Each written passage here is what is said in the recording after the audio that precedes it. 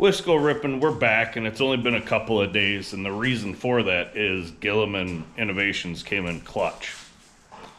Kind of weird I just said that because that's what I'm gonna be working on. We have an unboxing today. I was just on a rip. If you watched the channel, I was just on a rip, 126 miles. Clutches are junk. I got 5,500 miles on the machine. The motor's brand new 2 years ago. I have about 1,000 miles on that, but when the motor was put in, clutches had some new parts, so it was a band-aid. It is what it is. I got 1,000 miles out of the original clutches with new parts on them, but the shifting is off. The low RPMs, this thing just chugs a lug. Higher RPMs, this thing still rips. So I got major issues going on when I'm trying to stop or when I'm trying to leave, and clutches are shot. I'm not gonna band-aid it anymore with parts. Ordered brand new clutches from Gilomen. Ordered them on a Sunday night. Today is Tuesday. So we're gonna do this unboxing together. I got the primary and secondary. Oh.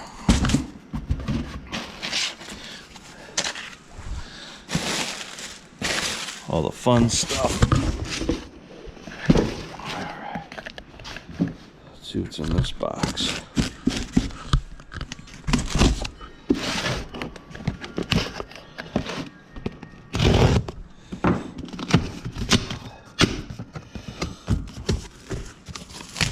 There we are, primary.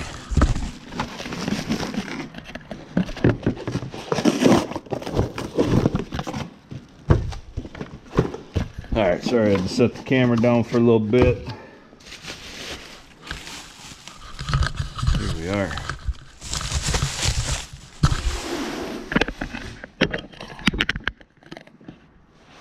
Hopefully that works.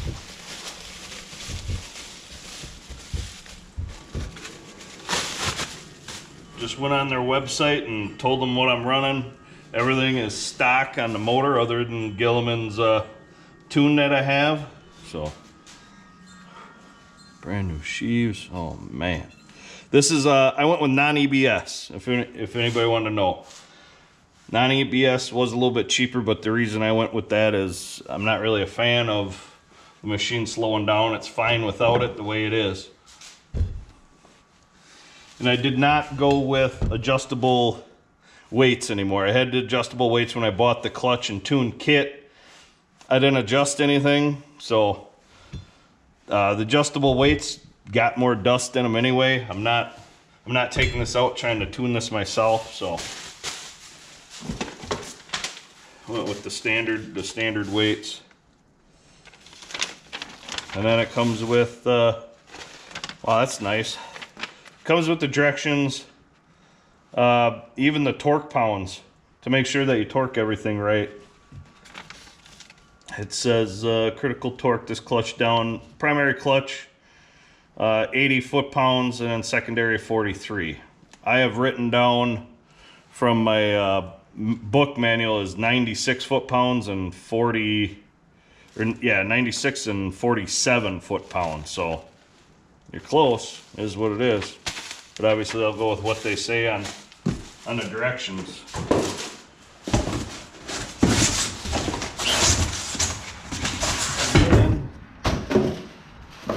On the bottom, here's your secondary. It's got the rollers already installed.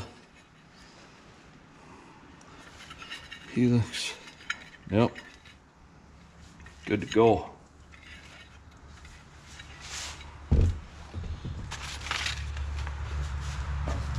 And on the bottom, they give me a washer. They give me like a washer and then like a really small washer and a keychain. A little bit of swag. So what does it say for the secondary? Oh, there's two. There's actually three little washers in there, or rings. This is just a little picture of saying 43 foot-pounds to torque it at. So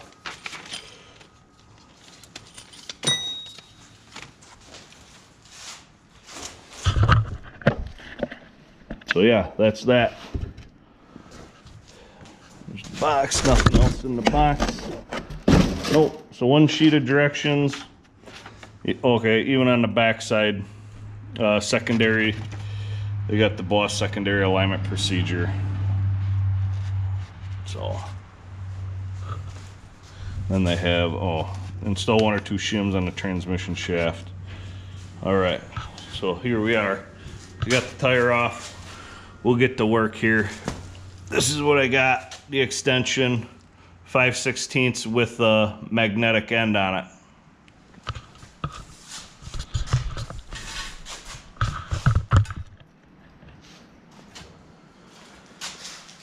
So let's get at her.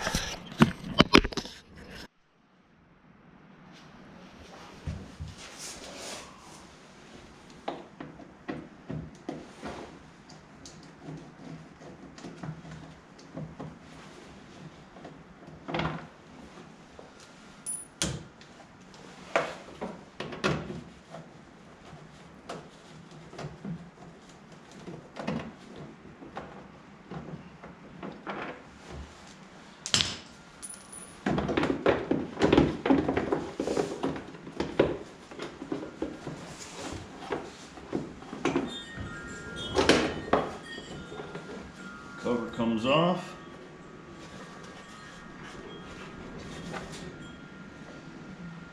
Nothing bad looking on in there. All right. Just want to move this around and see if I had a brand new belt on here, 1,000 miles. Just wondering if that trip that I just did any damage. Doesn't seem like it. We can expect to do that. Use a clutch tool that goes in the secondary. Get the belt off. Just making sure belt went on so you can read the name Polaris and the number. But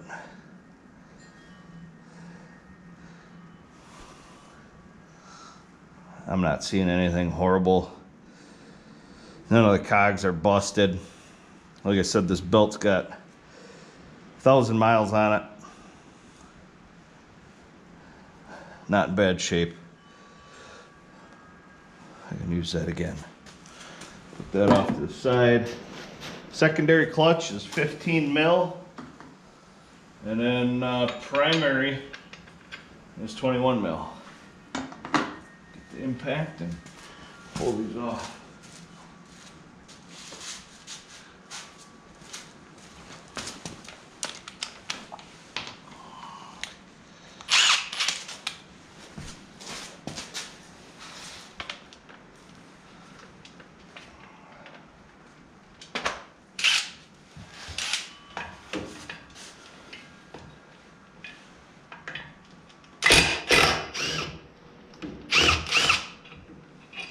Easy peasy lemon squeezy.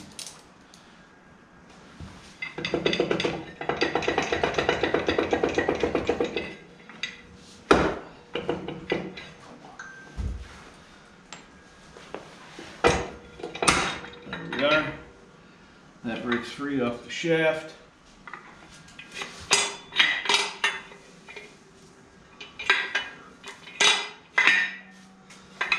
Here's your stock clutch. Aftermarket helix from Gilomen. Things just beat up.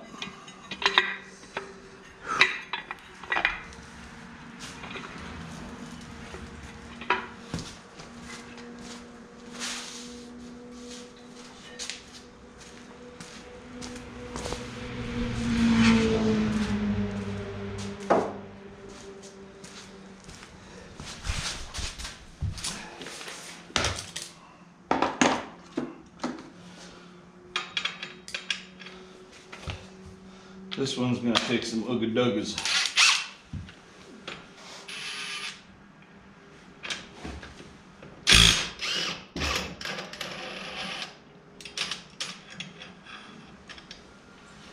There we are.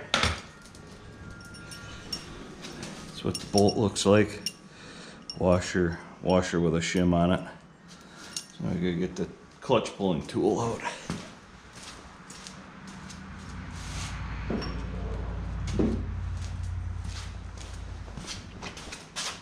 Oh.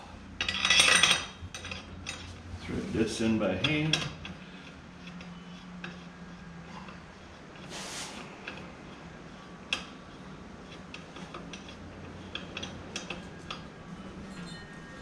All right, she ain't going anywhere. She's tight. So now we tighten this, so it pops this off. The good thing is, hopefully I don't jinx myself, this thing's been off 2 or 3 times already, so it shouldn't be too much. There we are, baby. That'll work.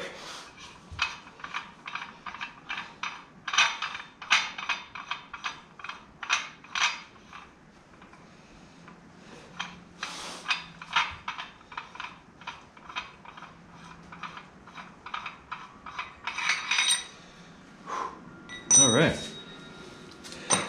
so here, take you back to the workbench here. Oh. There's the primary. I can feel, I don't know if you can see that, I can feel a groove in there. Obviously just full of dust. There's a worn groove close to this bearing. You can spin this bearing. It makes a little bit of noise. Or this one.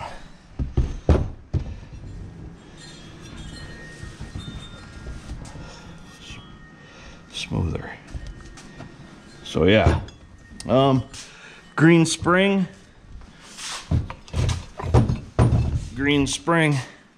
So you got the same color springs.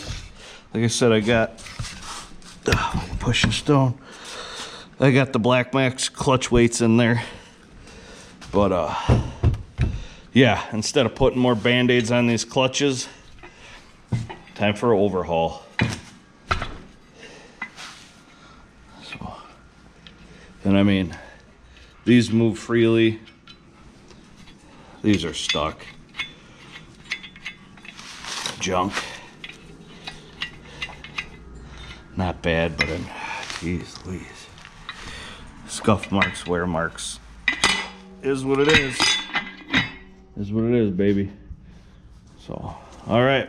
Now for the installation, the only thing right here that I was looking at the directions, I might have to install 1 or 2 shims on the transmission shaft before I put the secondary on. That's all for the alignment of the belt. So we'll figure this out. All right, I'm gonna put the secondary in first. I am not gonna add any shims. This is the aftermarket Team Tide clutch. So with this one, you don't have to put a screwdriver in and do anything with shims. You're supposed to put them on first, but I am not gonna do that. And then once I get everything set up, I read the directions, you run the machine in park, rev it up to like 3,000 RPM for 20-30 seconds, and then you check your alignment on your belt. So start it off, that goes in.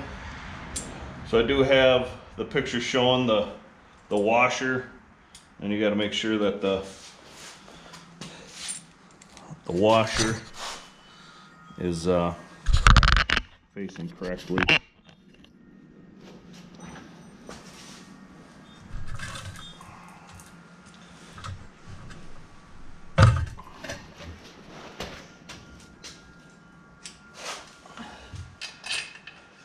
Hand tighten this, and then the biggest issue is going to be tightening this and finding a spot on how I can stop this clutch from turning. So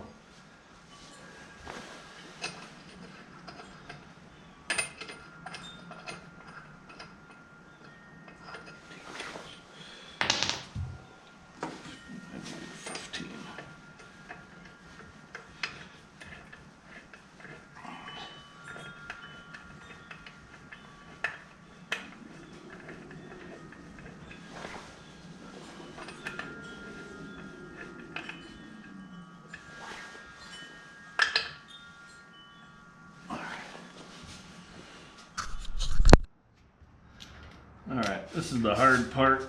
Any way will work. I got trying to jam an extension in here.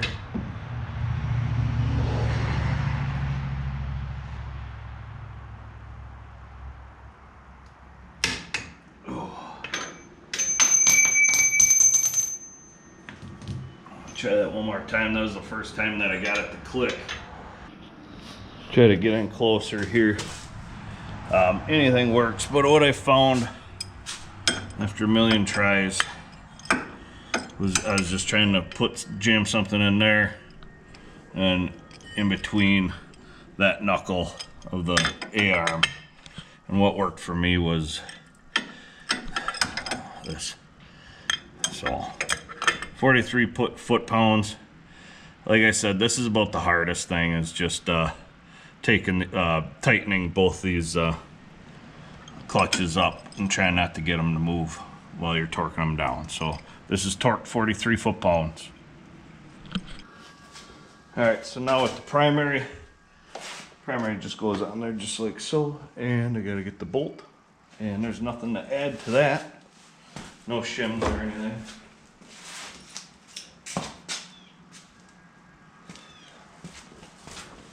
And I'll torque this down to 80 for the Gilomen instructions. Still got the two shims on it, nothing different. So again, I'll hand tighten this.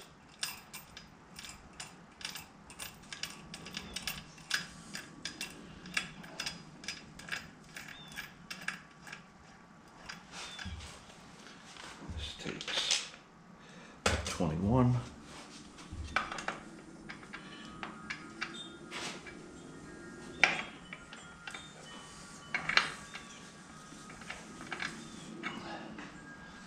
Let's see what I can jam a looski in here.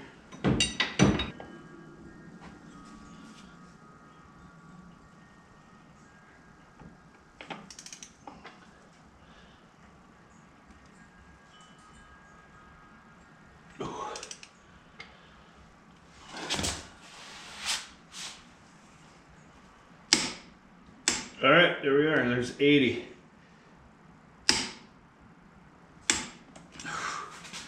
All right.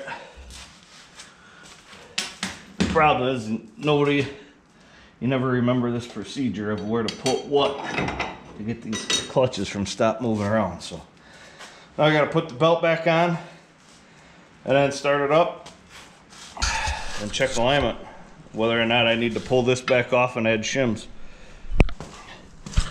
Belt is on. I found it easier to put the belt on from the bottom and then wrap it to the top. I don't know, everybody's got their own way.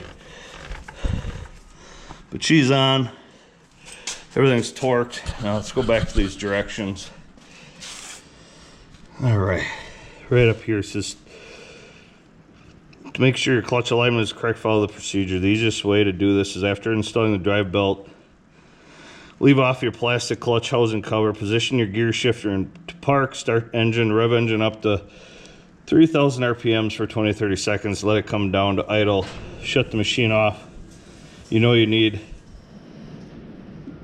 to see if your drive belt is centered on the roller bearing that is the center of the hub. So let's give that a whirl, huh?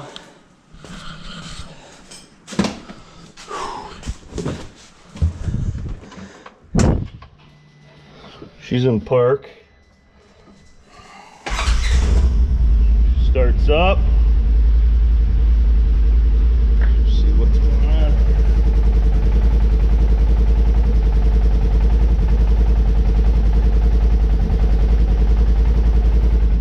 All right, 3,000 RPM.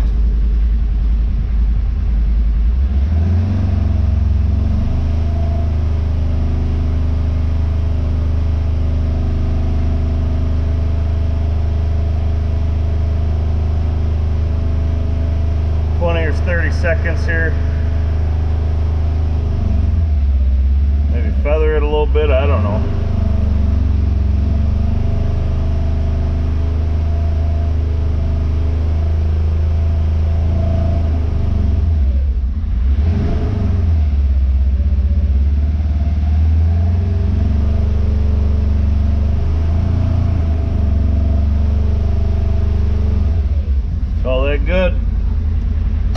Turn her off, she says. Now I gotta get a flashlight and see where that belt is sitting on that bearing on the inside of the primary. Alright, I think the best way that I can do this with a flashlight looking in, there's a gap on the back end, but I can't see this front, the front end. So it's not resting on the back sheave. So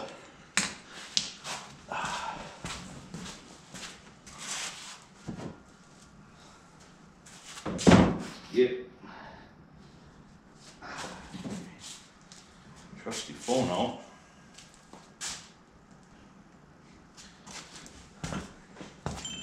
And let's take a picture and see what happens here. Just like that, that flash works.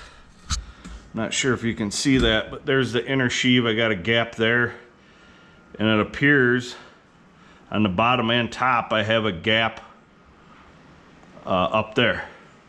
Hopefully that comes up on camera. I don't know. My guess is I'm good to go.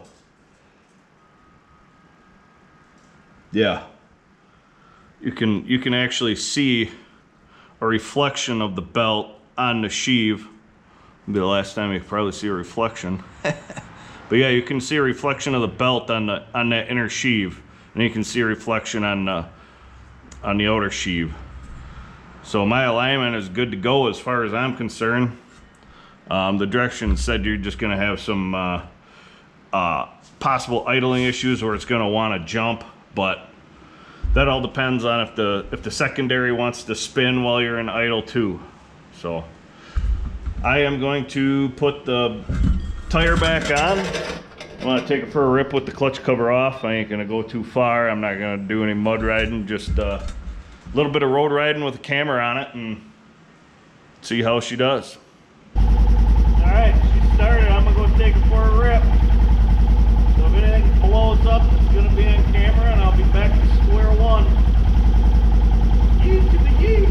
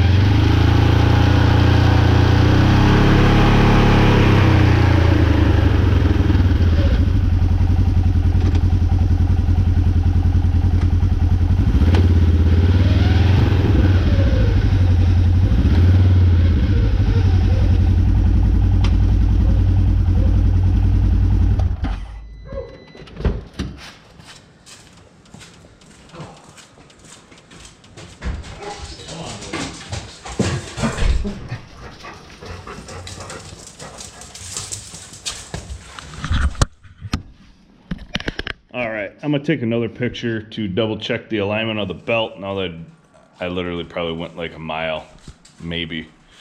So everything felt like this clutch kit is brand new, like the first time I bought this, or bought the kit anyway. Last Sunday, I'd have to, from start to stop, it would rev up to about 2,500, 3,000 RPM, and then it would kick in. The clutches would kick in for me to go. And then I was having issues putting it in reverse, going like maybe 10 feet, and the engine would die. So hopefully all those issues are solved. Buttery smooth. It starts engagement, like I said. It idles at about 1,000 RPM, and then when you hit the gas about 1,500, right under 2,000 RPM, this thing is already shifting and going, and it's, I don't know what other word to describe other than smooth. So, man, the issues I also were having with these old clutches is these weights. These weights are, whether or not the weights are actually bad, but they're all worn, because at start and stops every once in a while, I would hear these individually clicking and making noise because they weren't engaging or they weren't falling when they were supposed to.